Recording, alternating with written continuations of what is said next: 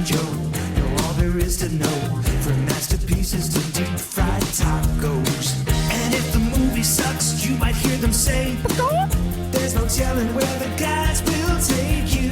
Get ready for a spoiler. Won't say it twice, cause we already warned you. Better watch out, it's gonna ruin the plot. Real spoilers. Real spoilers.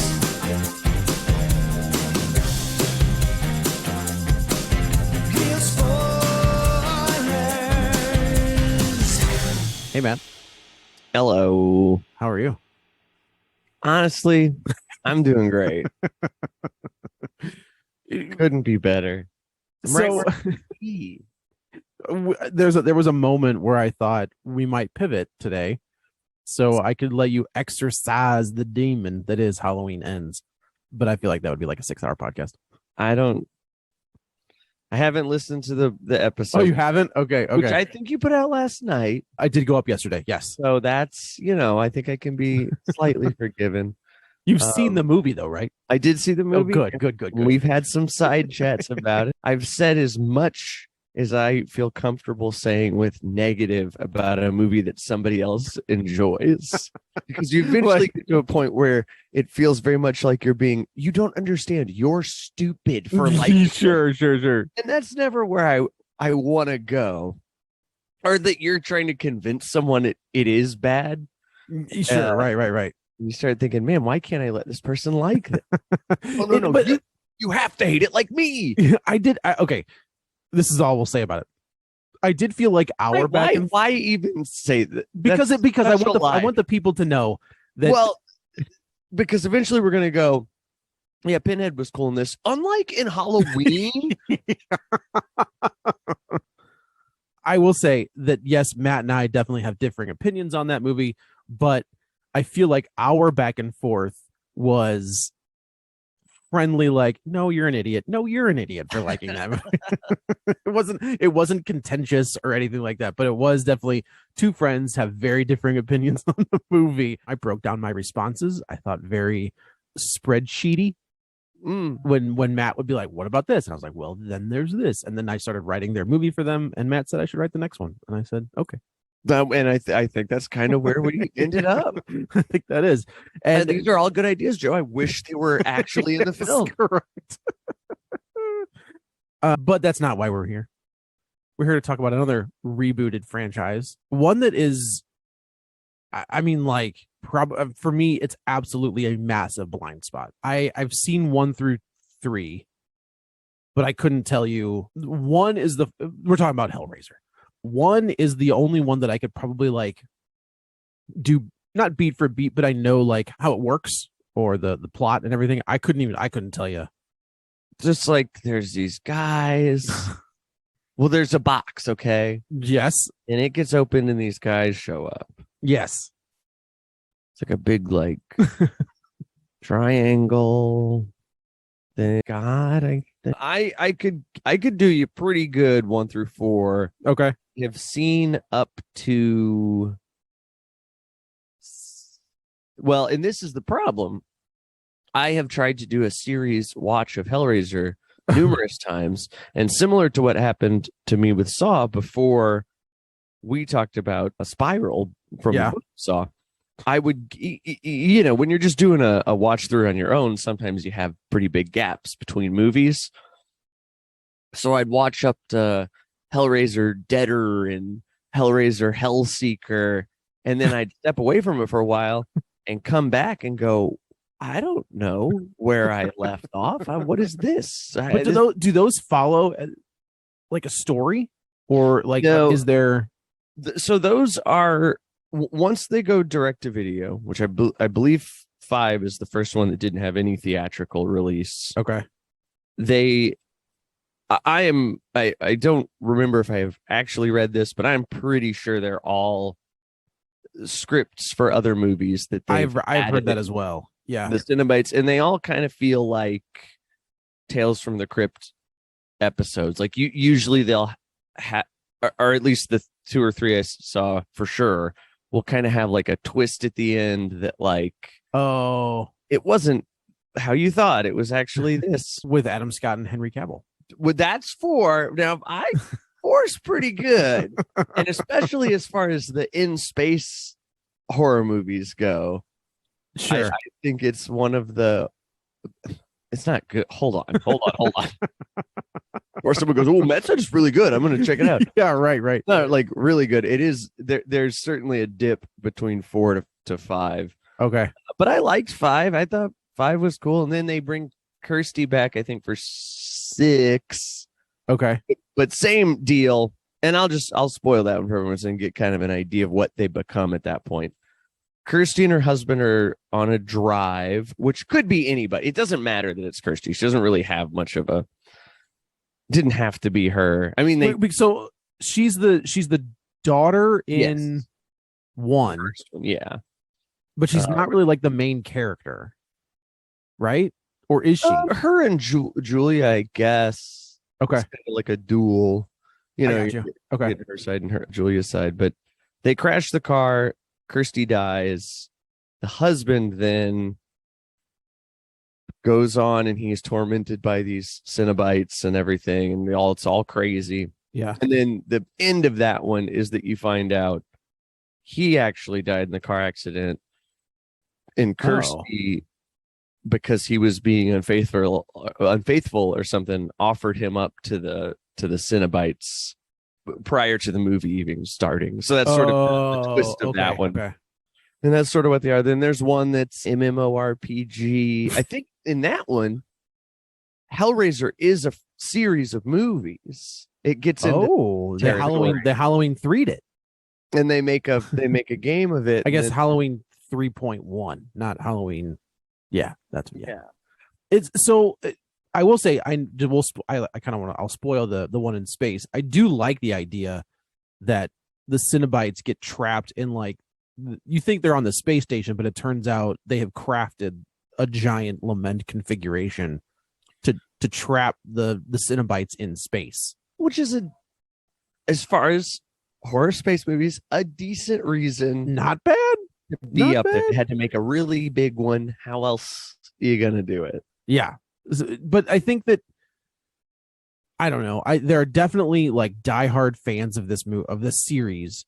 And it does kind of feel like, to your point, is they didn't really know what to do with it anymore. And they would just, Scott Derrickson, I think, wrote one of these. So there's just this is kind of like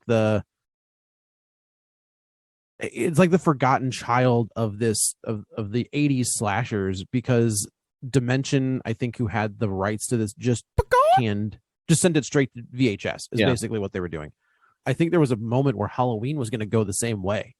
I don't know if it was I think it may have been like post Halloween 6, where it was like on the cutting board to stop getting theatrical releases and just going straight to. Could you imagine the amount of insanity? If you think Halloween Ends is bonkers, like just imagine where they're like, hey man, we're just going to put it on DVD anyway. Do whatever you want. Yeah. And that's like the thing with Hellraiser, right? Is you can sort of do whatever you want.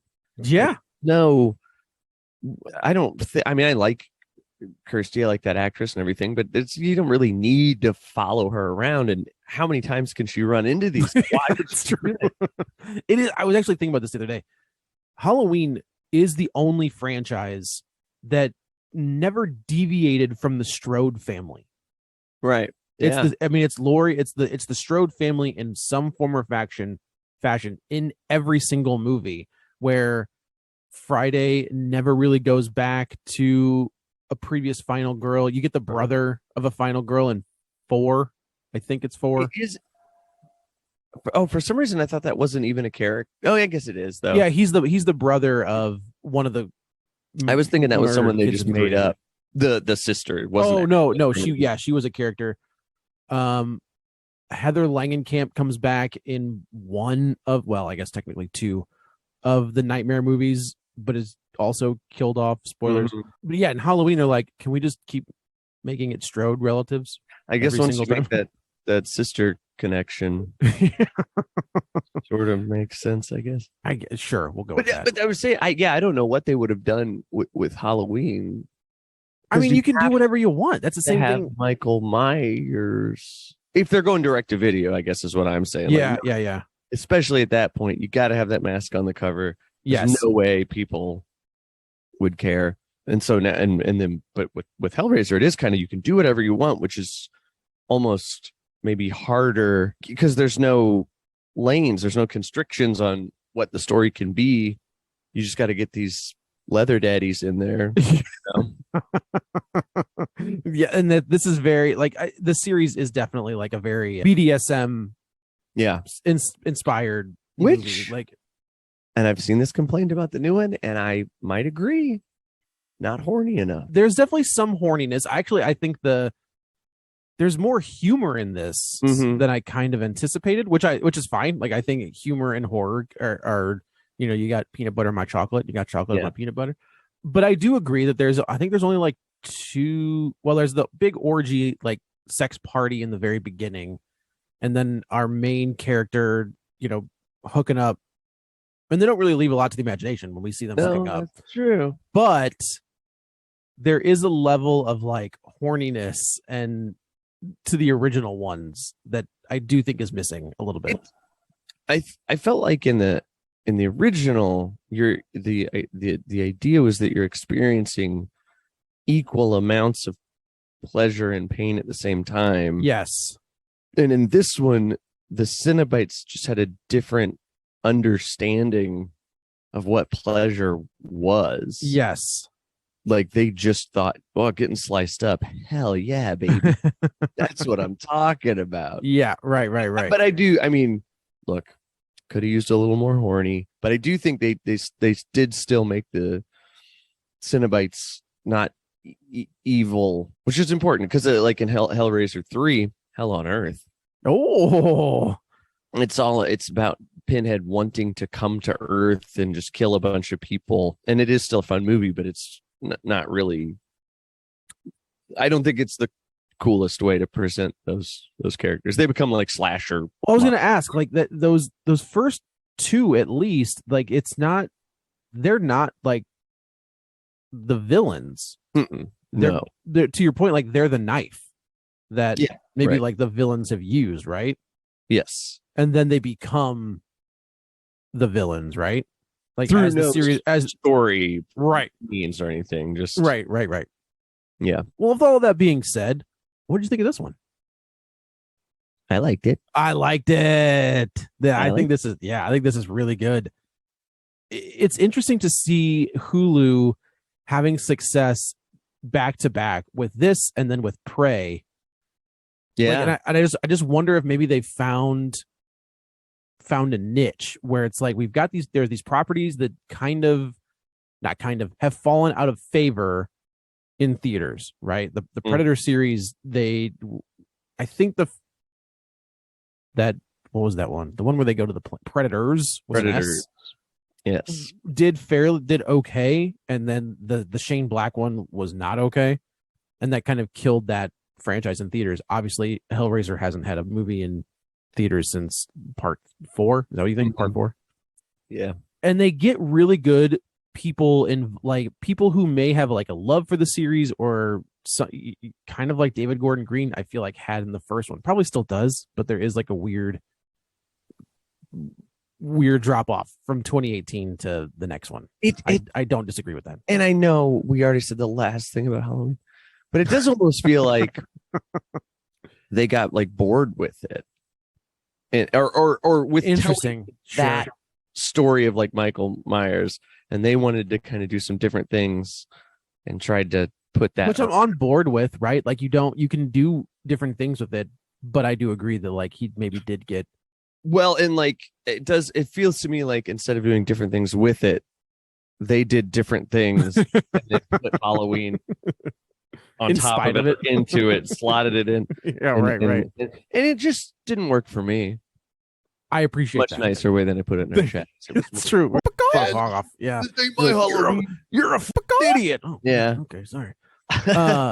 But Dan Trachtenberg directed Prey, and then this one is also an interesting director who I didn't realize that I liked as much as I did until I saw his credits. So he directed The Signal, which from 2007, which we haven't seen. I do highly recommend. He did a segment for the first VHS, the one called Amateur Night, which is also, I think, VHS 1 and 2, I think, are fantastic if you haven't seen those. He directed The Ritual from 2017, which was a Netflix movie based on a book that has a really good monster in it. I don't really know how else to describe it. I don't want to give anything away. He did The Night House, which was high. I haven't seen that with Rebecca Hall, I think. Oh, that's good. Yeah. Is it good? Yeah. I've heard amazing things about it. And now he did Hellraiser in 2022, and he is a part of VHS 85, which I like the VHS movies. I think there's obviously ones that aren't the best in there. Such is the nature of an anthology movie. That's exactly it. You might get one or two that are stellar, but then you get some other ones that are not. But I will say that those first two VHS movies, I think you get Ty West is in there. I think who's the guy that did The Raid?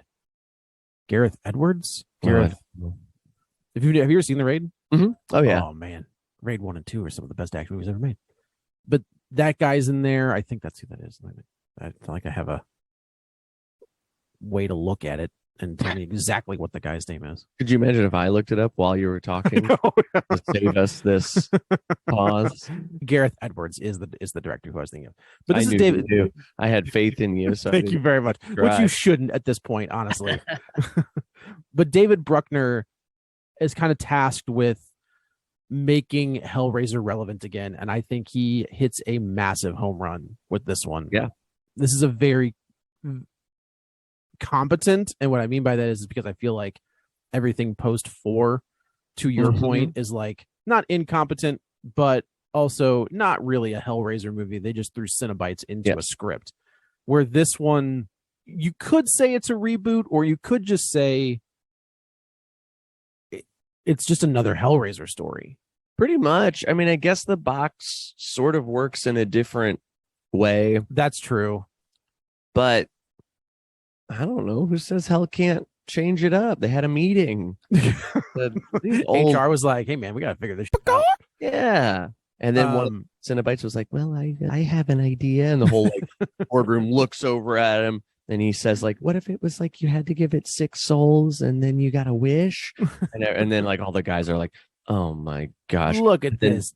Go get me some coffee. And then Leviathan goes, I love it. And everyone's like, oh, me too. This is the kind of thinking outside the box we've been looking for. Oh, I bet they say that all the day. That's so good. Some guy said it. I just picture David Bruckner on set being like, God, fired. Yeah, fired. Get out. But Leviathan loves it. He's kind of a funny guy. And now they're hilarious. They are very funny. Cenobites are cracking wise all the time. And this is kind of reminiscent of the Evil Dead movie, the Evil Dead remake. Sure. Yeah. Where our main character is an addict, and the things that she's seeing could be attributed to her either being high or being in withdrawal. Yeah. And your main characters, the people around her are like, man, this broad is bonkers. Like, this is, you're not okay, and this isn't all right.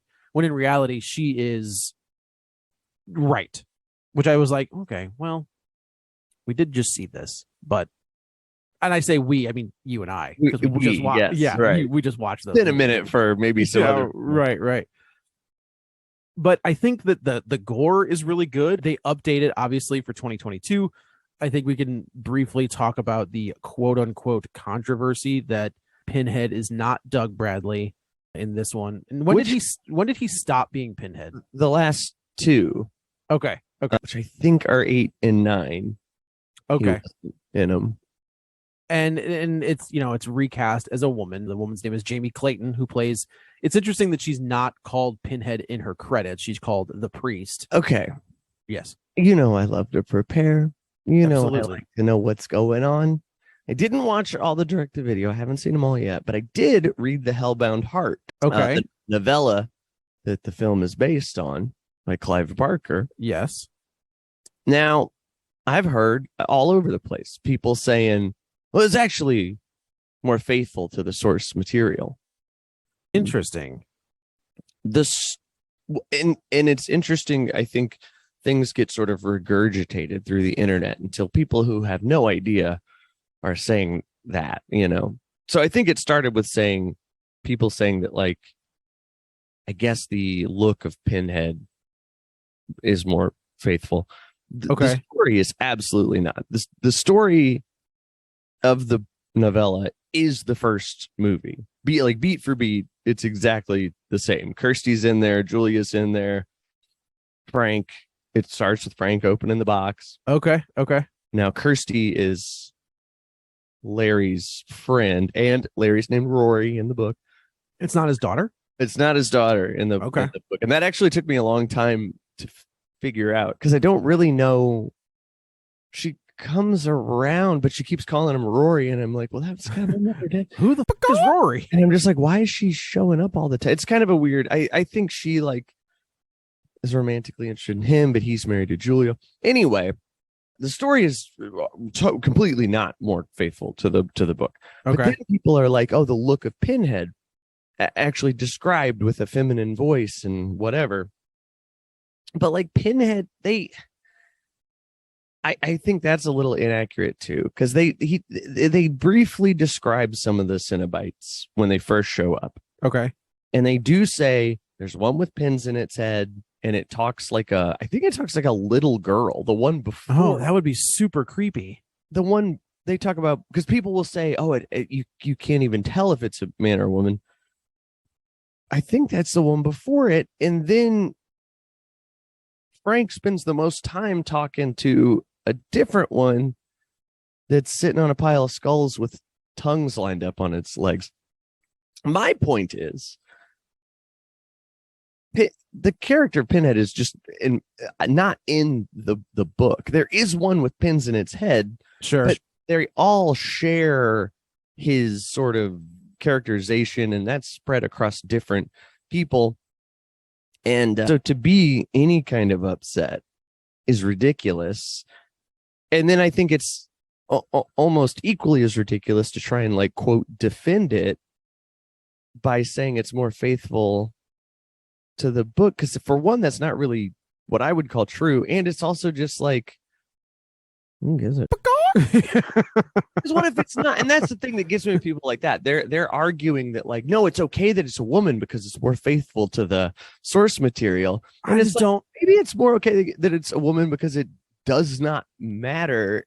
And I agree. And it's fun to change parts up. Like, I think that there are certain characters that, even for me, right? I think that if you as a fan are invested in a character, sure, I think that it is harder to when they cast someone that's maybe a different gender or race, it is a little jarring, right? And it can depend, I feel like, on what it seems like the intent of the filmmakers is. Because I do think there's times that they do like stunt casting that's a little like, oh, you're trying to appeal to, a more progressive audience in a way. Do you have one that comes to mind when you say that? I would say I do think that's probably what they're doing with The Little Mermaid, but I don't think that one matters. I don't care that one.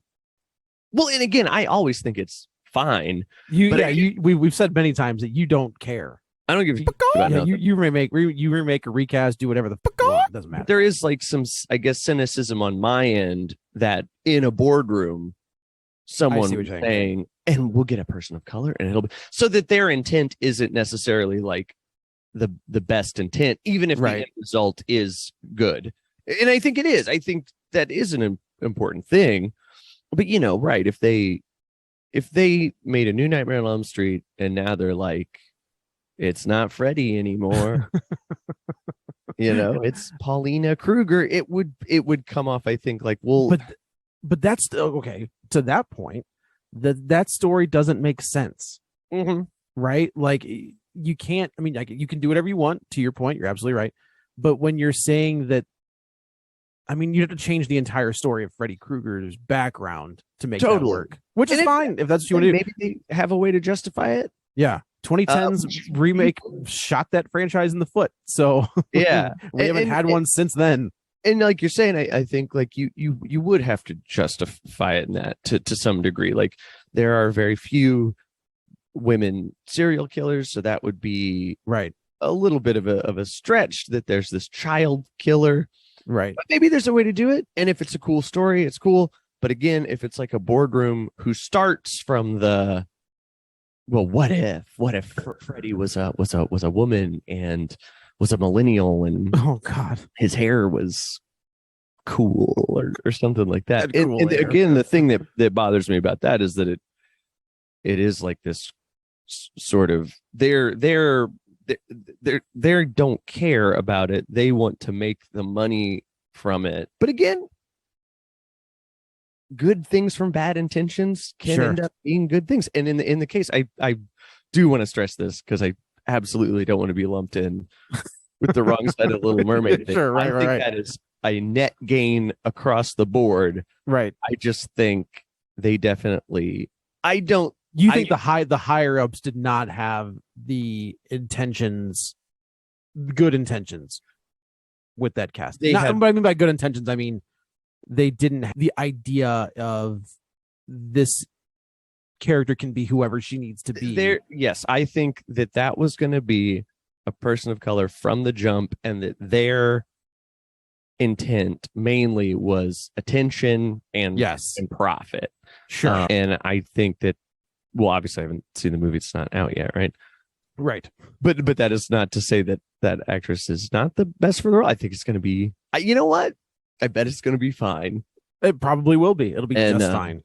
And I think, and I do think, and like I said, I think that the outcome of that is good. I do think there needs to be more representation of people of color in films and in leading roles. Now I'm harping on it too much. I think everybody gets what I'm saying. Yes, I'm with you. And kind of all of this to say, Pinhead doesn't matter at all. Not at all. Pinhead doesn't even matter that much to the movie. You could have made a different Cenobite. Sure. Pinhead looks really cool. A person with pins in their head looks cool. I understand why they kept that as an iconic thing, but who it is doesn't matter. And the guys they had, I think it's two different guys in the last two. Okay. He looks dumb. And he looks dumb because they're trying to be Doug Bradley. They're trying to get how to replace Doug Bradley. And that's a mistake. And if they had a man in this role, I think the way to do it would have been to go, we need to come up with something different than Pinhead. Yeah. But because they have a woman and it's a different, sort of facial structure, it's like enough to be like, okay, we're not imitating Doug Bradley and this looks cool and it's cool. Yeah. And she looks very cool. I like the voice modulator thing she's got going, because it does kind of give her voice a little bit of that Doug Bradley sound to it, like the warble. I guess it's mad that people are double upset because it's a trans woman. Oh, is she? I didn't know that. It's just that thing of like they would have had no idea, and now they're mad. They're mad because it's a trans woman, but from their perspective. Incorrect perspective that they can't be yeah, the people who are so up in arms about this don't know what to do. So like their logic has right position of like I don't know how do I be mad? How do I be mad? They'll find a way. Don't worry, they'll figure it out. Jamie Clayton's wonderful. I think she's great. I do. Scary. I think she was wonderful as well. And also you're right, because like Hell Priest does say some like funny things, but it's not. They do the thing that I like. Their things are funny from a perspective of like they're being sincere, and it comes off as funny in the situation. Yeah, they're never like cracking jokes. I can't remember what she says, but there's a couple times she says things that are like. Almost like the Cenobites having a misunderstanding of the world, and it comes off as kind of funny, or they're being like evilly sarcastic about something. And right, it's not like they're saying something and then like turn into each other and be like, "A good one, right?" Just kind of mean and funny. Yeah. So okay, so you watched enough. Do they throw back to other Cenobites, right? What's that? Like, so there's the Chatter one. Yeah, Chatter. Right?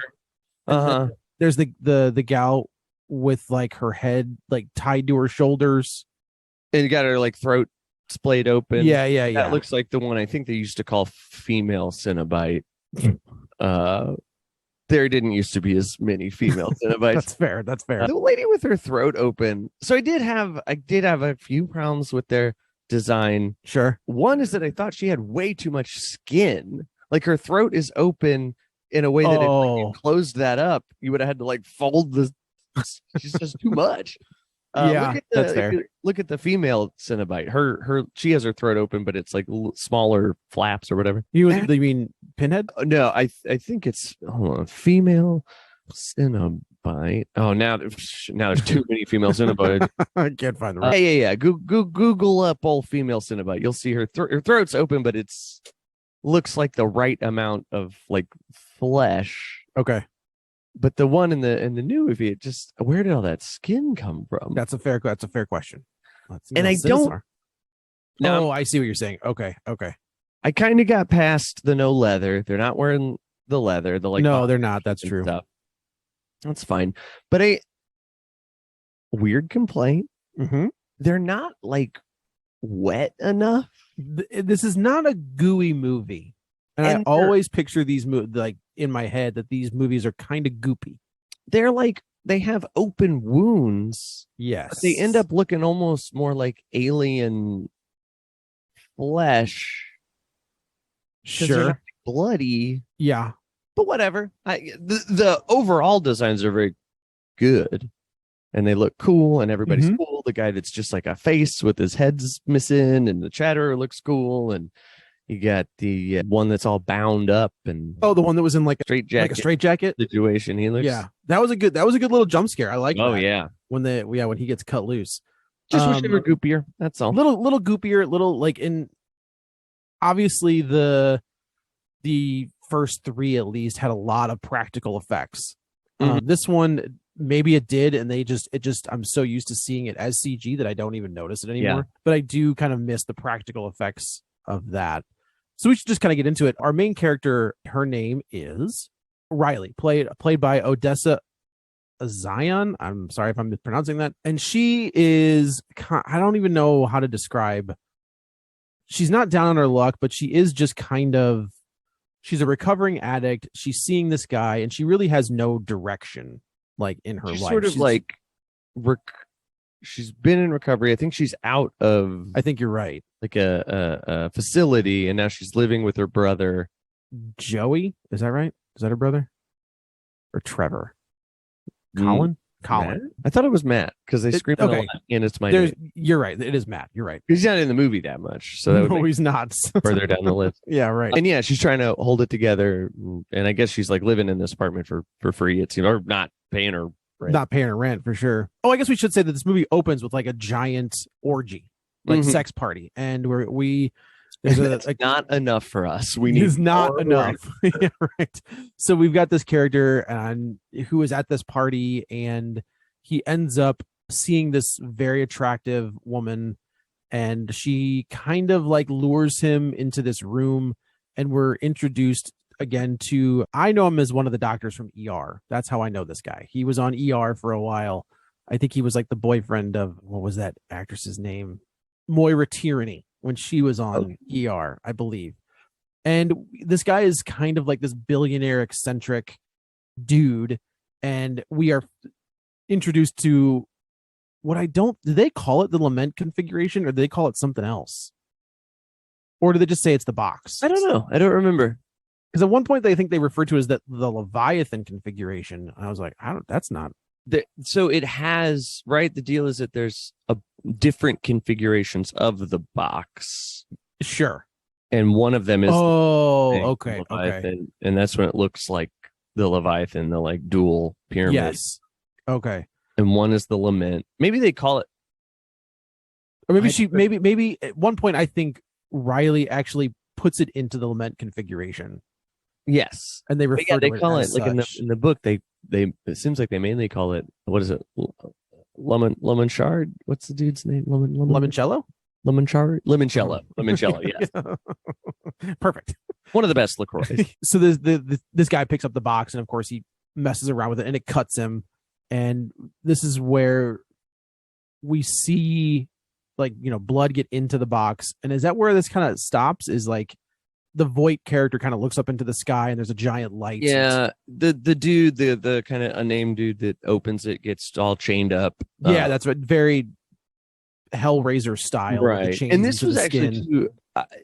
through a lot of the beginning of the movie, it really set me up to think it wasn't going to be that gory. Same. He gets chained up sort of in the background. You see the chain go in, but then everything sort of happens. Oh, which I thought was kind of cool, right? Like you're right. You see the chains go in, but then you see him sort of get torn apart in like it's in the background. It's all blurry. You have no idea what's going on. Right. There. And it takes a long time. So I mean, I was glad it got gorier toward the end because I think, I don't know if we've talked about this before, but horror movies like to front load their kills, right? Like we have talked about it, and you're right. You show a crazy one first to sort of set the tone. And this one, it's just interesting that this one sort of doesn't do that, because it did have me thinking, I guess this isn't going to be that messed up. And maybe that's a good thing. Maybe that is like it just sort of ramps up more and more and more. Yeah. The movie goes on. I agree. Yeah, I think, Halloween Ends does that in spectacular fashion with that first kill. You're like, holy, and then, I mean, it's, an hour and a half into the movie. But... No, the first one, when they knocks the kid over the railing. Oh, sure. Okay. Yeah, that's pretty wild. That's pretty wild. So then this is the I just thought you meant Michael Myers. I thought you meant one of his two kills in the movie. meant Michael Myers Jr. The 50% of Michael Myers, the actual killer in the movies, kills in the movie. Go ahead. That's the last thing we're going to say about Halloween. Yes, that's it. No more. Now we're introduced to Riley and Colin and Trevor and Matt and Nora, who are kind of going to be our main characters here on out. So, Colin and Riley are a pseudo couple, like they are maybe just some friends with benefits. I think that's kind of what they're described as. And they are doing the biz. And I think this is like part of that really funny real life humor where they both come walking out and everybody and they are not really quiet about their escapades. And they walk out and everybody's like sitting in the living room, and it's not a big apartment. And Colin's like, all right, I got to go. And I like the way she just kind of looks at her brother and is like, I guess you heard all that, hon. He's like, yeah, we did. You better believe it. I don't really remember how I watched this like a couple weeks ago. Riley and Colin kind of devises this plan. He is like a mover, or he moves things, and he ends up saying that there's a big score and we can make a lot of money on this one little thing. And Riley goes along with it. And I do like that she's not this perfect character, right? She's flawed. She's got her issues, and she goes along with it. She's okay with figuring this thing out. And so they end up breaking into this safe, and it turns out that inside the safe, there isn't this massive treasure or this money, but it's the lament configuration.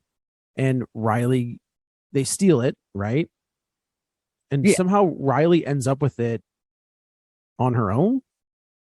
He just gives it to her. She just says, because I think they figure it's not really. Oh, sure.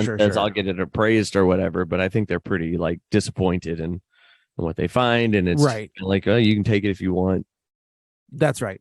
So Riley takes some pills and she gets high, and she's sitting on this merry-go-round thing, and she accidentally triggers the box. She realizes that it's a puzzle, and she accidentally puts it together. At this point, she has become not estranged, but she's been kicked out of her apartment. Her and Colin do some drugging and drinking. I think you're while right. They're stealing, because she comes back and her brother's like, "What is wrong with you?" And ends up kicking her out of the apartment because she couldn't stay clean. So the brother's out looking for her, ends up seeing what could be perceived as a drug-induced vision. Is as soon as Riley gets the box together, we see Pinhead and we see the Cenobites kind of starting to pop up, and we're not told anything as to the six souls or anything like that. And her brother ends up seeing her, which I guess the brother is, which is Matt, is just walking around and happens to see her. So she must not have gotten far. I don't think so. Yeah, I don't. He's just She like couldn't walking around the start her neighborhood. car, right? She couldn't drive. Yes. So she Yeah. was walking to her car and then goes to the park next to her That's car. right. That's right. He goes out looking for her because he's Her brother. concerned for a little baby sister. Yeah, which makes sense. So he sees her and he grabs the box. And I think that this is the first time we see the box cut someone.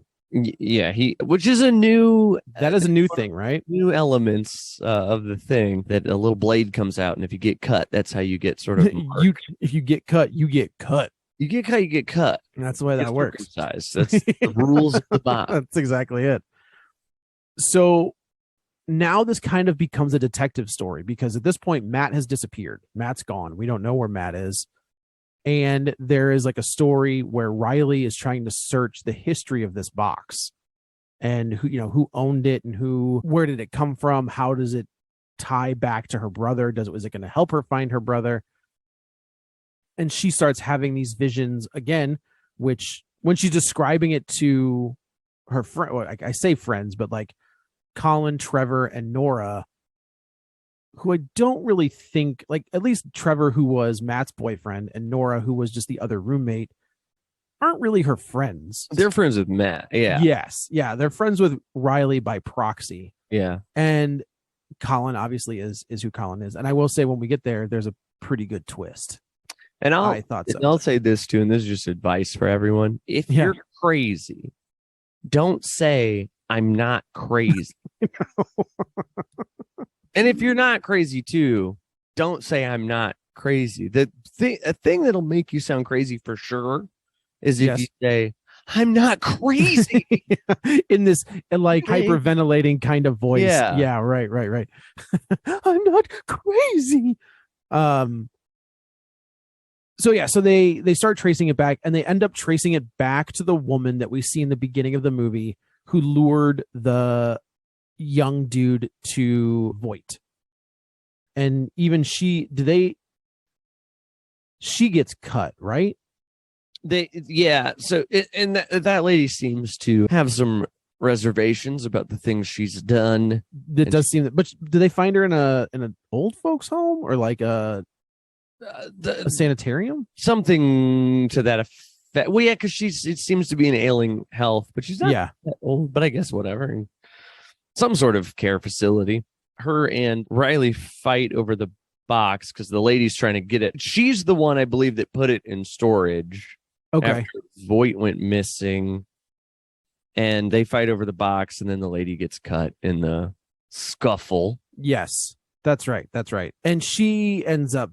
So I guess she's your second soul that gets taken. It's kind of unfortunate that Riley she's putting all of these. It's not hard to root for, but like she is putting all of these people like in the crosshairs of the Cenobites. Like all of these people. So Trevor, who was Matt's boyfriend, ends up, getting it, and then Nora ends up getting it. So like all of these people who were in Riley's orbit end up unfortunately dying. Which I think is sort of like what one of their takes, like addiction. How oh man, that's yes. I thought the around you get so affected. That's kind of a brilliant. And she is obsessed, right? Like with figuring this out. Right. That's right. Similar too. I gotta tell you, like I thought about that initially and I forgot about it. But that idea of the people, if you're an addict, and I will openly admit that I am an addict, so like the people in your orbit are in the crosshair, right? Like if your addiction kind of gets out of control, like and the people try to fight for you, that 9.5 times out of 10 they end up getting hurt in the same process. Man, that's really good. That adds another level to this movie that I think is really smart. That's really, really good. So they end up figuring out that they, being Trevor and Riley and Nora and Colin, that they go to this house. And this is the house from the very beginning of the movie.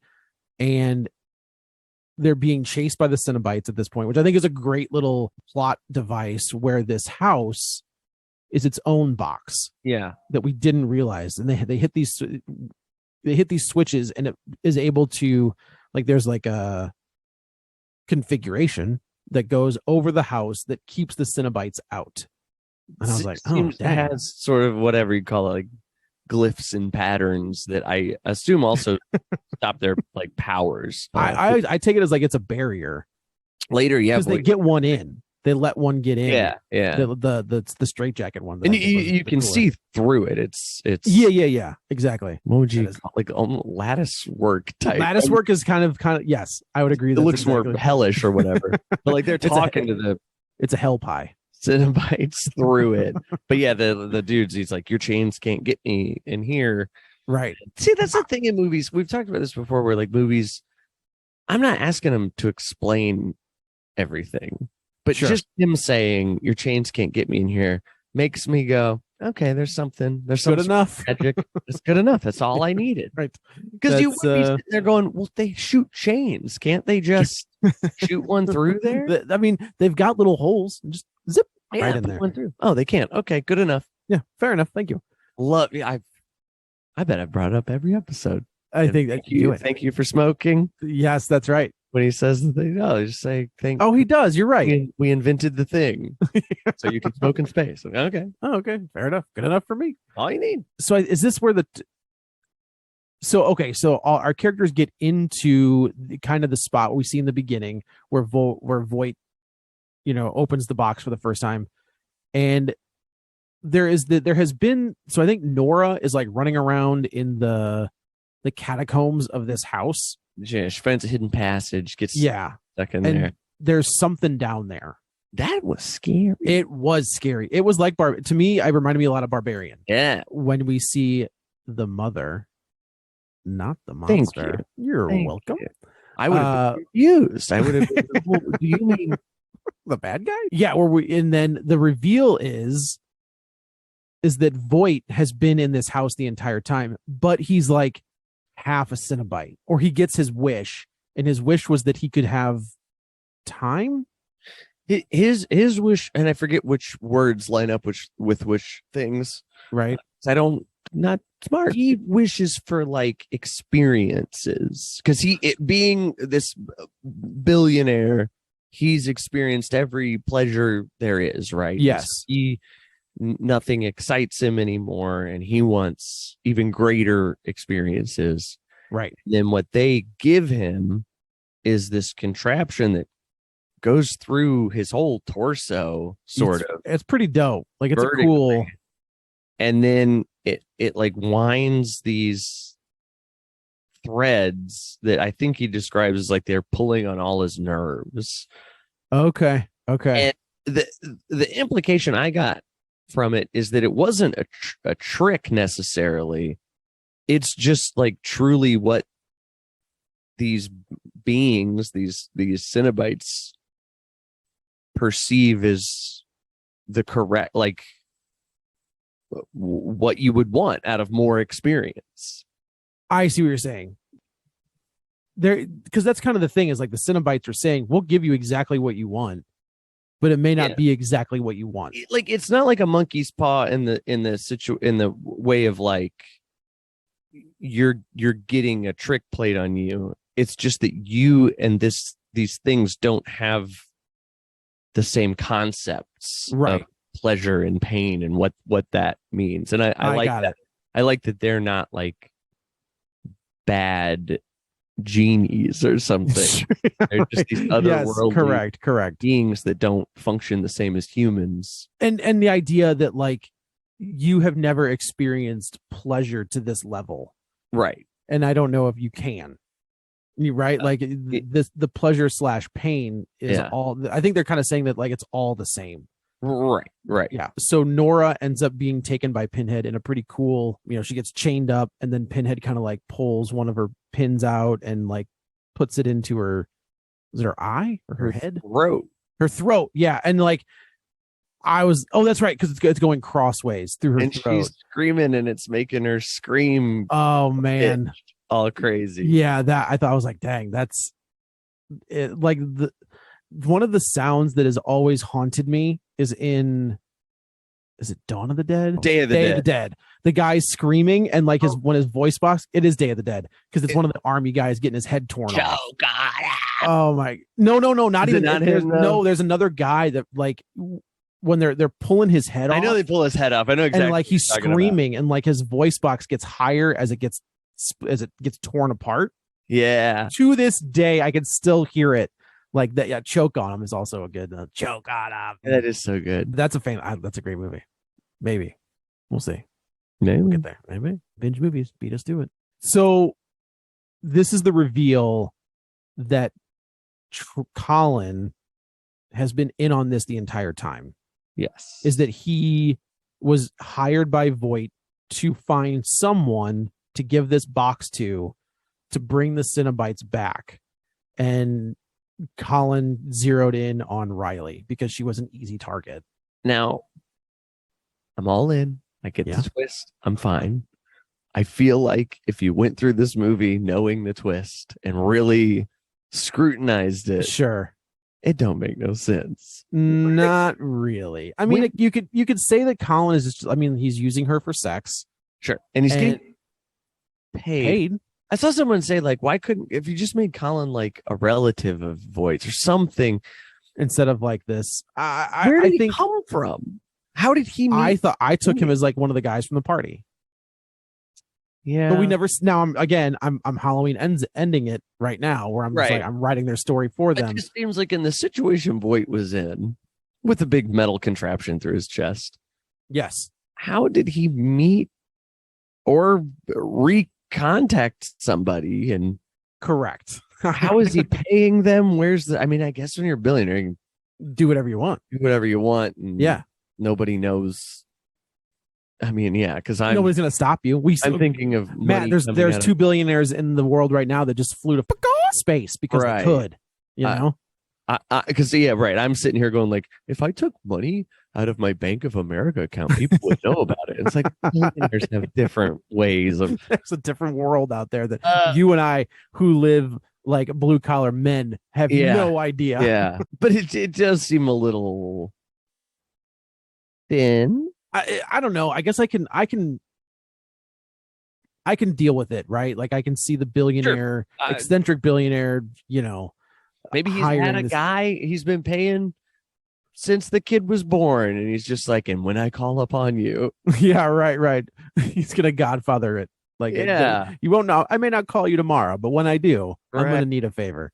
and then it's like, yeah, you get the call and say, dude, I got this big hunk of metal through my chest. I need some help. I need you to kill like three This is people. the part that I can't remember. So we lose Nora, we lose Trevor, we lose Matt, we lose the woman in the beginning. Mhm. So that's 4, right? So we do find out that basically what Matt said, my Matt, not Matt from the movie, Mhm, mhm, mhm. says that they need 5 souls, 6 souls. I thought it was 6.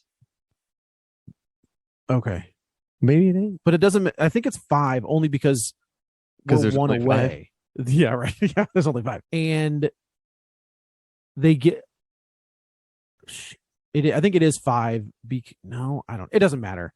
Basically, Riley out. Man is 5 and the devil is 6.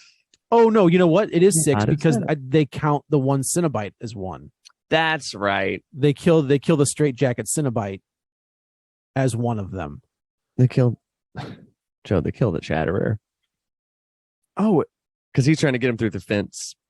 I guess I thought that was the straitjacket one. That's That they get stuck in the door. It's not him. They don't kill him. Okay. Okay. Which is interesting, and also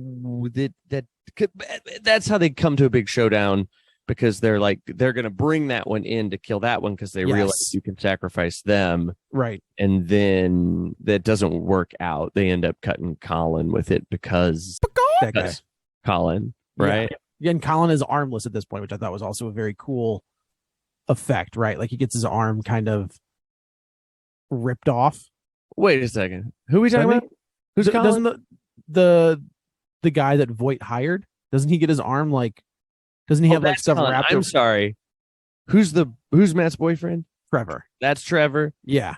He's the one that gets cut by Voight. Yes. And at that point, even Colin is like, you could have just killed the Cenobite. Right. It's like right, Colin's like a bad dude, but he's not like the worst dude. Bingo. Like once he realized you can kill these monsters, he's like, well, let's just do that and not kill people.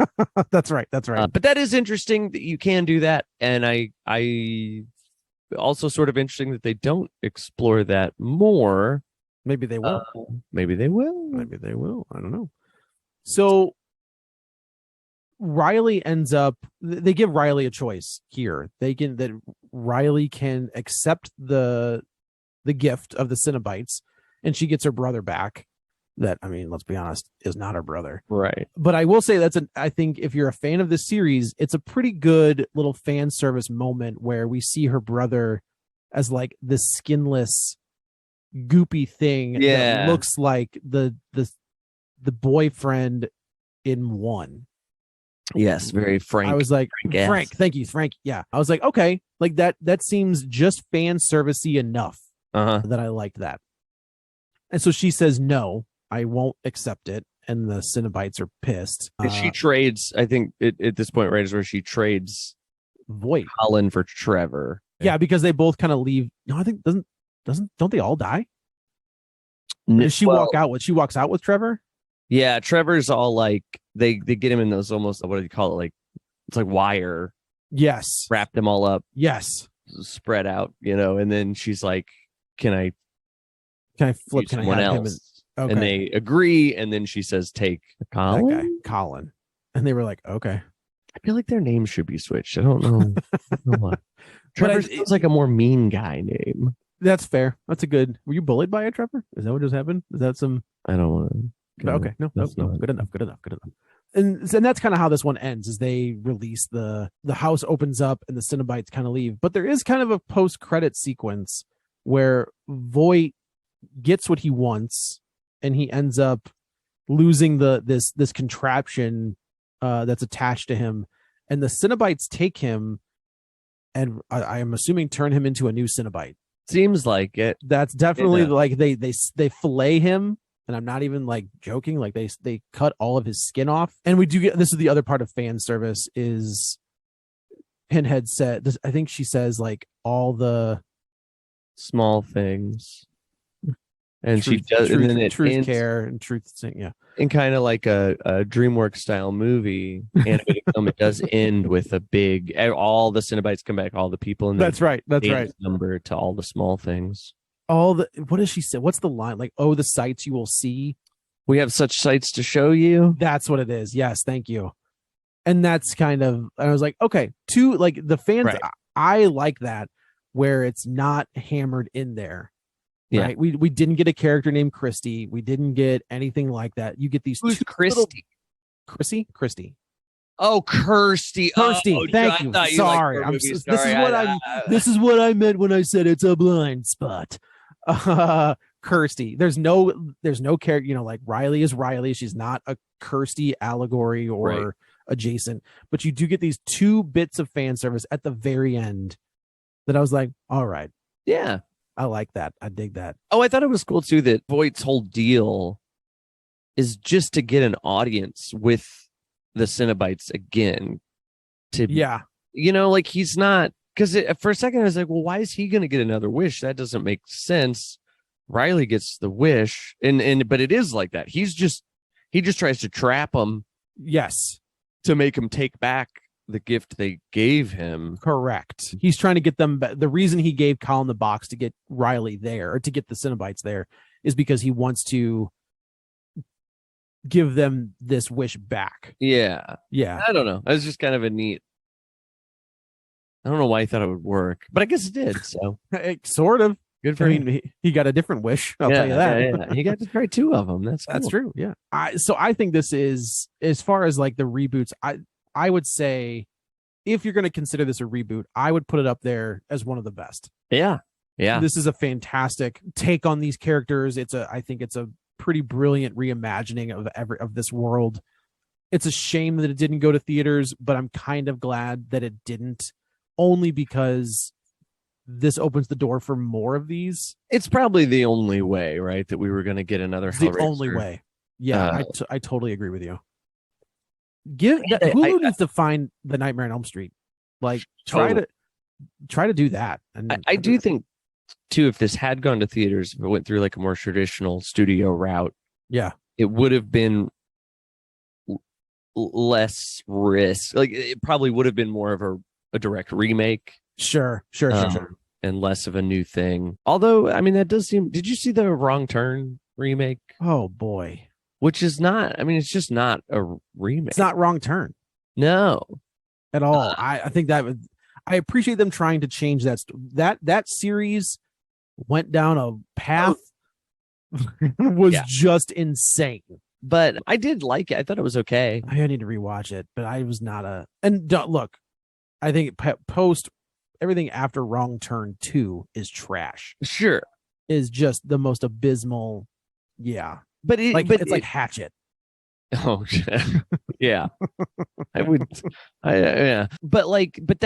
that goes too far, right? Yeah. In a direction that's just like, well, this isn't wrong. This is just a different movie. Like sure. You put the Wrong Turn name on. Right. But I guess I still maybe applaud that more than just a direct remake of the first movie. Maybe. I think when it comes to, if you're going to remake something, you need to, it's stupid to just redo it.